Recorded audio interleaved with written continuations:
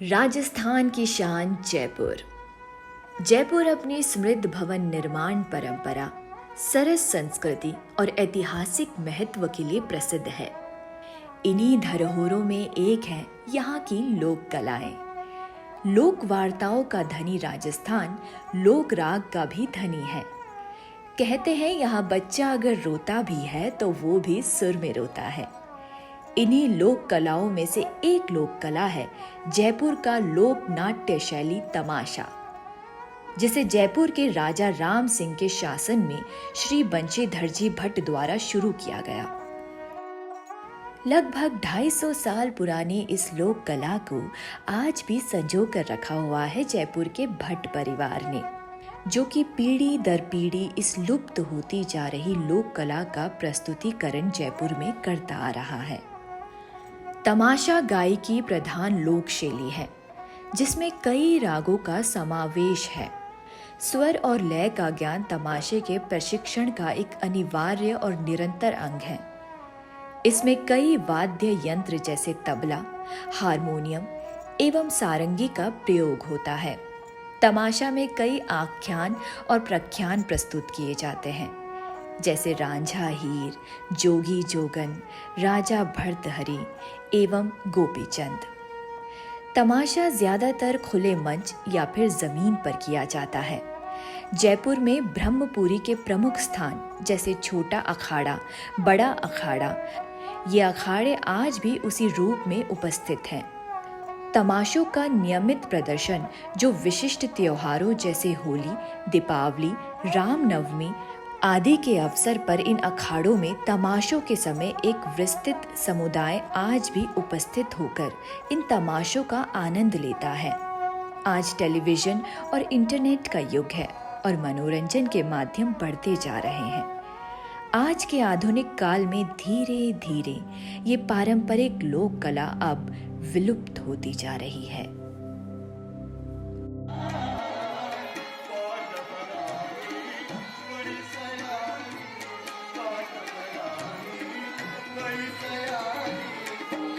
तमाशा क्या है, ये सवाल कई बार लोग करते हैं कि वो तमाशा वाकई में है क्या। तमाशा मतलब लोग कह देते हैं तमाशा लोकनाट्य है। लोकनाट्य तो बहुत सारे हैं, लेकिन तमाशा क्या है। लेकिन आप किसी भी लोकनाट्य को देख लो तो हर लोकनाट्य किसी भी कहानी को, किसी भी कथ्य को, किसी भी बात को प्रस्तुत करने का एक तरीका होता है। तो ऐसे तमाशा भी किसी भी चीज़ को प्रस्तुत करने का, किसी भी बात को कहने का एक तरीका है। अब कहने को तमाशा है, और तमाशा बड़ा वेग सा टर्म है। कोई भी चीज़ होती है, मनोरंजन का कोई भी माध्यम होता है, हम उसको तमाशा कह देते हैं। जयपुर ढूढ़ार क्षेत्र का स्थान है, तो तमाशा एक आम भाषा का, आम बोलचाल की भाषा का एक शब्द है जो इस लोकाख्यान के लिए इस्तेमाल कर लिया गया। और वो तमाशा इतना प्रसिद्ध हो गया कि तमाशा तमाशा तमाशा, कुछ लोग महाराष्ट्र के तमाशे से इसको कंपेयर करने की कोशिश करते हैं, लेकिन दोनों विधाएं अलग अलग है। तमाशा दरअसल एक गायकी नाट्य है और इसमें धार्मिक आख्यानों का बड़ा प्रमुखता है।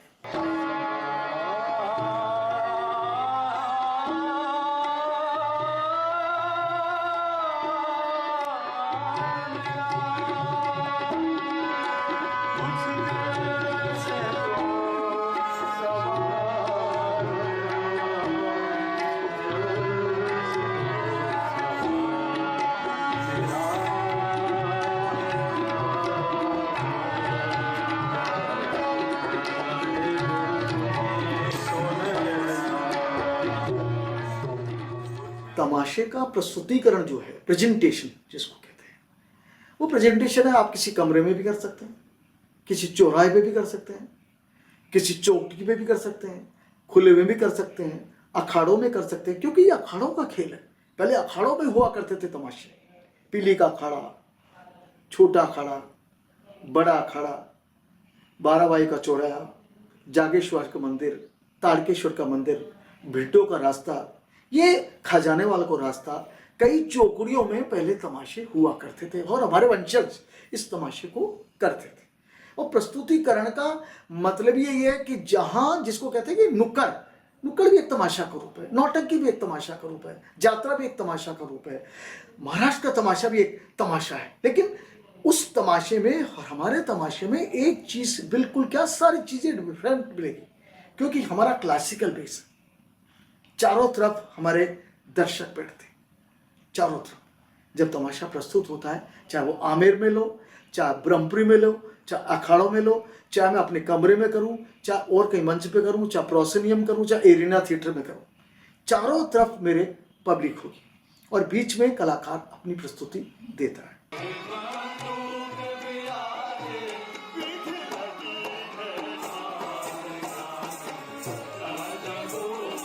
लेकिन जब तमाशा सिंपल चारों तरफ ऑडियंस से बीच में प्रस्तुत हो रहा है तो वहां पर सेट नहीं होता है, मैक्सिमम चीज वर्णनात्मक है।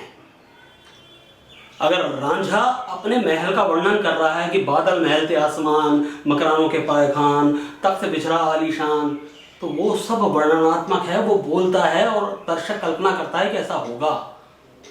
यहाँ तक कि वेशभूषा भी,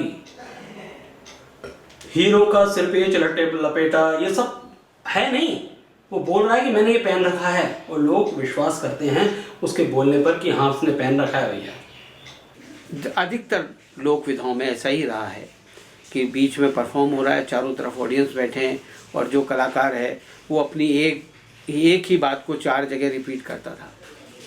समय था लोगों के पास, हो सकता था, लेकिन अब वक्त के अनुसार उसमें भी काफ़ी रद्दोबदल किया जाना चाहिए। यदि हम थिएट्रिकल स्टाइल प्रोसीनियम की तरह जैसे अगर परफॉर्म करें तो उसमें कोई हर्ज नहीं है, लोग स्वीकार करेंगे उसको।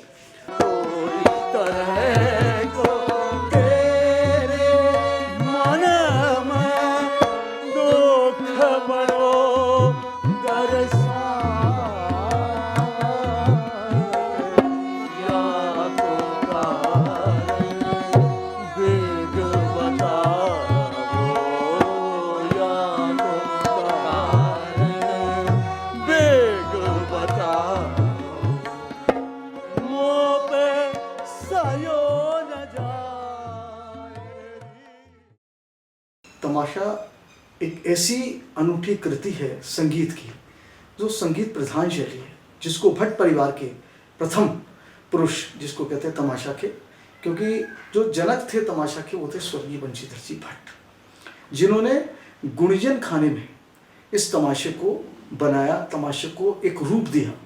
क्योंकि गुणिजन खाने में उनके पिताश्री रेवतीनाथ जी राजा राम सिंह जी के ज़माने में हाजिरी दिया करते थे, क्योंकि वो संगीत का एक ऐसा जमावड़ा हुआ करता था, वहाँ जलसा हुआ करता था।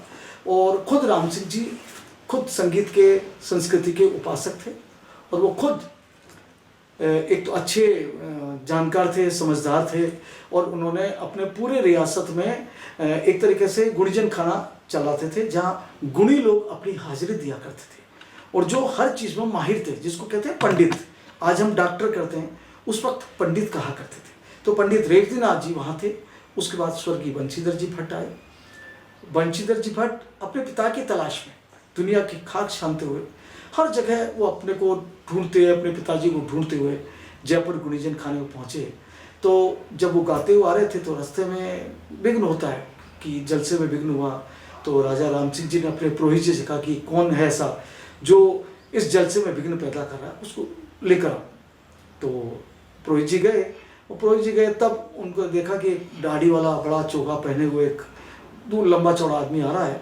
तो उसको रोका, फिर उनसे कहा भाई आप ये जलसे में विघ्न हो रहा है, आप थोड़ा सा धीरे गाइए, तो राजा का आदेश है। तो हाथ जोड़े, अरे महाराज गलती होगी मेरी, मुझे माफ़ करना, मैं तो वापस चलाता हूँ, मैं नहीं गाता हूँ। नहीं आप गाओ, कुछ भी गाओ, लेकिन आप चलो पहले राज दरबार में, क्योंकि मेरी ड्यूटी लगा दी कि उनको पकड़ के लाओ। तो जब उनको लेकर आए तो उस वक्त जलसा चल रहा था और उस वक्त गायन चल रहा था। वो आए, उनको देखा, राम सिंह जी ने देखा, और राम सिंह जी और बंशीधर जी मतलब एक तरीके से एक से लगते थे। उनकी दाढ़ी, चोगा, उनकी भी दाढ़ी, उनका चोगा, आप चाहे गुणिजन खाने में, सिटी पैलेस में देख लो, उनका रूप और उनका रूप एक था।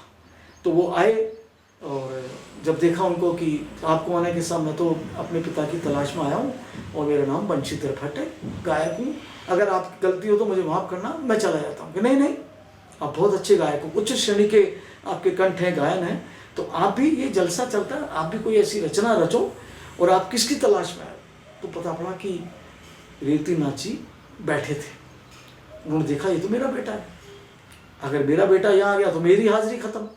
और उन्होंने ये देखा कि पिताजी हैं, तो पिताजी के सामने ऐसा नहीं, लेकिन नहीं, उन्होंने यही कहा कि अगर आपके पिताजी यहाँ हैं तो आप भी कोई ऐसी रचना रचो जो लोगों का मनोरंजन करे, लोगों को संगीत के बारे में, लोगों को साहित्य के बारे में, संस्कृत के बारे में, कला के बारे में जानकारी मिले।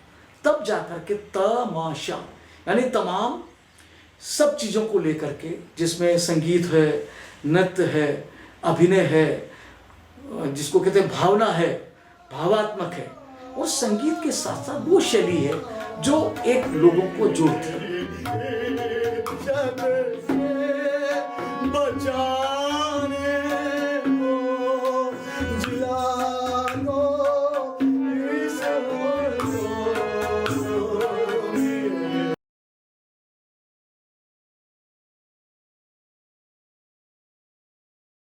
देखिए, कोई भी कला है वो बिना राजाश्रय डेवलप नहीं हो सकती, ये मान लीजिए आप। बिना सहायता के डेवलप नहीं हो सकती। देखिए, कोई भी कला है वो बिना राजाश्रय डेवलप नहीं हो सकती, ये मान लीजिए आप। बिना सहायता के डेवलप नहीं हो सकती, आप मान लीजिए। बात अलग है, प्रोफेशनल आप अगर व्यावसायिक थिएटर कर रहे हो, लेकिन व्यावसायिक थिएटर में भी थिएटर वालों को व्यवसाय की मदद मिल रही है।